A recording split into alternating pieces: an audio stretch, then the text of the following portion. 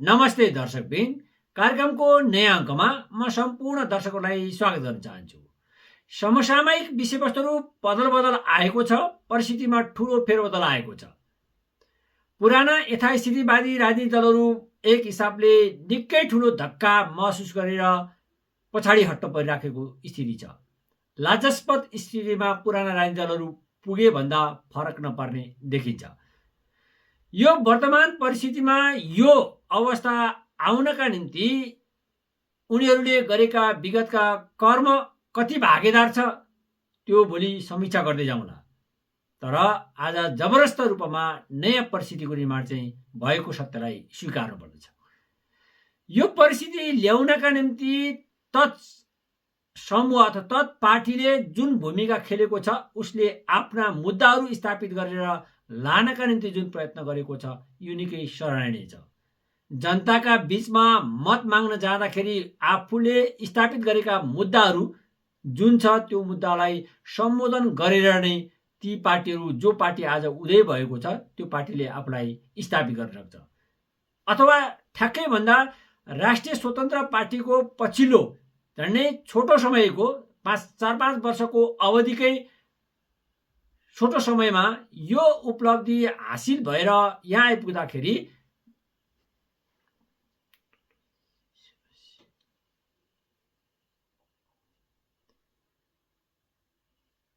पछिल्लो 4 वर्षकै अभ्यासमा राष्ट्रपाले प्राप्त गरेको जुन उपलब्धि छ यो उपलब्धिको रक्षा गर्नका निम्ति राष्ट्रपाले तय गरेको मूल मुद्दाहरू नै महत्त्वपूर्ण हुन्छ।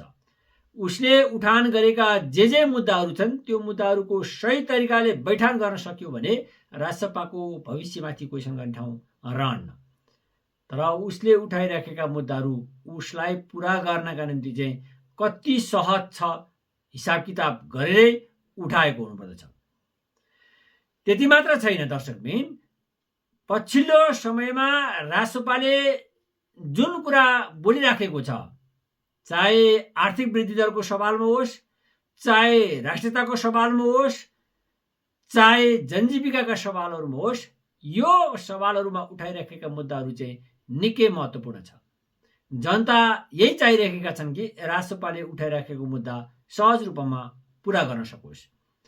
हुन पनि हो, मतले यस्तो स्थिति पुर्याइदिएको छ कि राष्ट्रपाले चाहेका कुनै पनि मुद्दाहरू चाहिँ सहजै रूपमा स्थापित गर्न सक्ने र सम्बोधन गर्न सक्नका लागि कहीँबाट पनि अवरोध पैदा नहुने स्थिति चाहिँ पैदा भएको छ।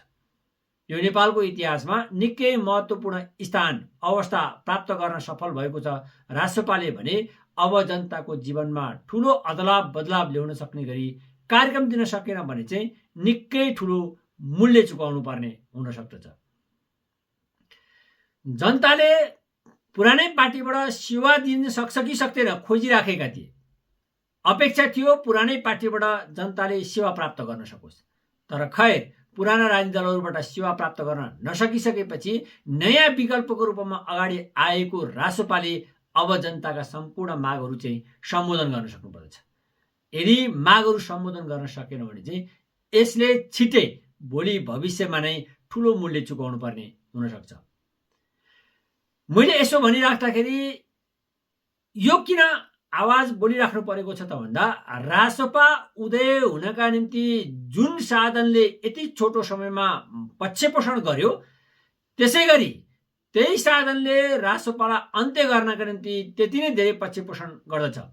त्यस्तो अचूक हतियार आविष्कार भएको छ। त्यो हतियार कसैको निजी स्वामित्वमा आजका दिनमा रहन सक्दैन। विगतमा त्यस्तो सम्भावना थियो। त्यही भएर के गर्थे त भन्दा शासकहरूको वरिपरि नै ती साधनहरू घुम्थे र शासकहरूकै रिमोट कन्ट्रोलमा चल्ने कारणले गर्दाखेरि एजेन्डा सेटिङ गर्नका निम्ति त्यस्ता साधनहरू महत्त्वपूर्ण साधनका रूपमा रहेको थियो। अझ खुलस्त भन्दाखेरि मुख्यतया रेडियोको आविष्कार भएपछि रेडियोको साधनलाई निश्चित शासकहरूले कन्ट्रोल गर्थे र त्यही साधनलाई प्रयोग गरेर चाहिँ आफूलाई स्थापित गर्थे।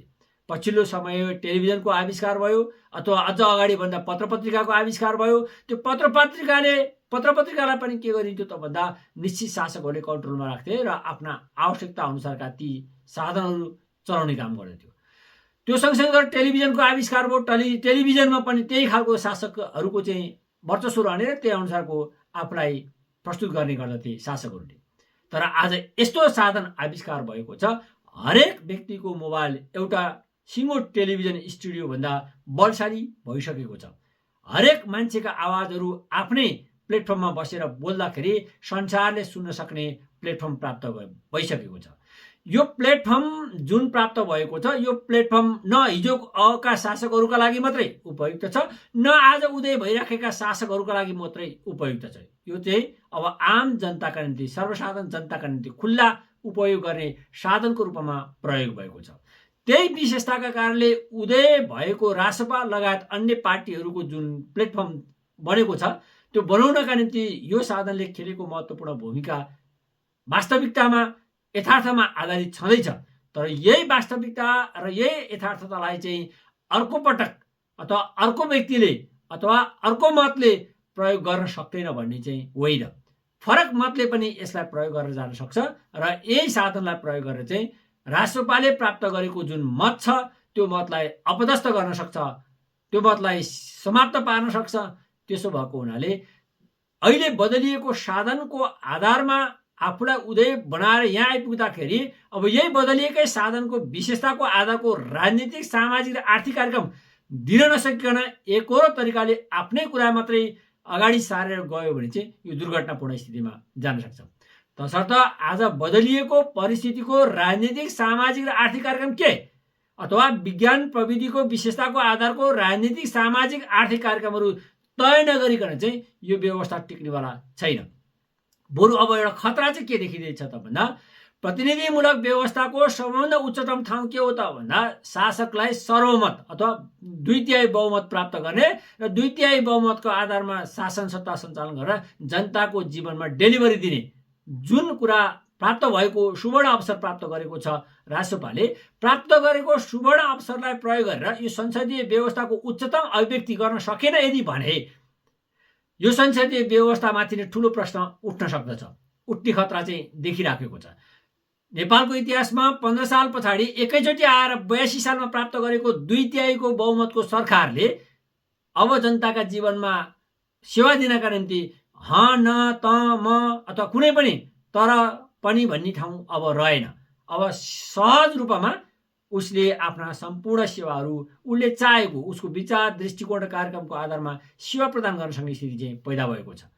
यसरी सेवा पैदा गर्दै गर्दाखेरि नेपाली जनताले के पनि गर्नुहुन्न भने विरोध मात्र गर्ने सिक्नु चाहिँ हुँदैन। राम्रा कुराहरूको समर्थन गर्दै नराम्रा कुराहरूको आलोचना गर्नका निम्ति प्राप्त भएको प्लेटफर्महरूलाई प्रयोग गर्नुपर्छ। विचार दृष्टिकोण दिएर उहाँहरूले जे विकास गर्नुभएको थियो त्यो विचार दृष्टिकोणको आधारमा जनताले यो मत दिइसकेपछि अब जनताको मतलाई पुरा गर्नका निम्ति राष्ट्रपा लागिराख्दाखेरि पोजिटिभ, सकारात्मक खालका जुन सुझावहरू छन्, जुन कार्यक्रमहरू छन्, त्यसलाई लागू गर्नका निम्ति चाहिँ जनस्तरबाट पहल कदमी गरिराख्ने र सचेत गराइराख्ने र राष्ट्रपालाई चाहिँ राष्ट्रपा त्यो दिशातिर जानका निम्ति चाहिँ तयार हुनुपर्दछ। यदि हुन सकेन भने चाहिँ ठुलो दुर्घटना चाहिँ भइहाल्नका लागि कुनै अप्ठ्यारो पर्दैन। तपाईँलाई फेरि पनि जानकारी गराउन चाहौँ, 23 र 24 गतेको जेनजी आन्दोलन कुनै सङ्गठित आन्दोलन होइन। यो विशुद्ध रूपमा सोसल प्लेटफर्मले लिएर आएको रिभोल्युसन अथवा क्रान्ति हो भने जस्तै गरी त्यस्तै छोटो खालको अर्को विद्रोह गर्नका निम्ति फेरि यो सामाजिक सञ्जालहरूले रोक्ने छैन। तर त्यसलाई रोक्नका निम्ति एउटै मात्रै अचुक हतियार के हो त भन्दा विद्रोहलाई रोक्ने, अब छिटै हुन सक्ने अर्को विद्रोह रोक्ने एउटा अचुक हतियार भनेको के हो त भन्दा विज्ञान प्रविधिको विशेषताको आधारको राजनीतिक, सामाजिक र आर्थिक कार्यक्रम दिएपछि मात्र अबको विद्रोह, अब छिटै हुन सक्ने अर्को विद्रोहको चाहिँ रोकथाम गर्न सकिन्छ। अन्यथा जुन साधनले यहाँ पुर्यायो भने त्यही साधनले फेरि मसानघाटमा पुर्याउनका निम्ति चाहिँ कति पनि समय नलाग्ने यथार्थलाई चाहिँ बिर्सन हुँदैन। तसर्थ आजको राजनीतिक कार्यक्रम के, तसर्थ आजको सामाजिक कार्यक्रम के र तसर्थ आजको आर्थिक कार्यक्रम के हो, यो चाहिँ गम्भीरतापूर्वक सोचिनुपर्दछ। अरू विषयवस्तुहरू, यावत विषयवस्तुहरू छँदैछन्, उठाइराखेकै छ राष्ट्रपाले, उठाएका धेरै मुद्दाहरू जायज पनि छन्।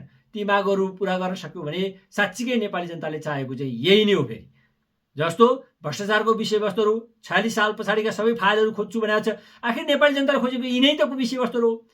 अर्को कुरा, अब भावी प्रधानमन्त्रीको रूपमा बालेन्द्र शाहको नाम उठिराखेको छ, ग्रेटर नेपालको कुराकानी हिजो उठाइराख्नु भएको थियो राष्ट्रियताको सवालमा योभन्दा ठुलो कुरा अर्को के हुनसक्छ भने यी उठाइएका मुद्दाहरू चुच्चे नक्साको सवालमा चाइनाले सम्बोधन एड्रेस नगरेको आधारमा चाहिँ चाइना भ्रमणको कुराकानी रोकिएर बसेका बालन शाहले अब चुच्चे नक्साको टेरिटोरीलाई चाहिँ आफ्नो नियन्त्रणमा लिएर आइदिए भने त्योभन्दा बलियो राष्ट्रियता कुराकानी के हुनसक्छ।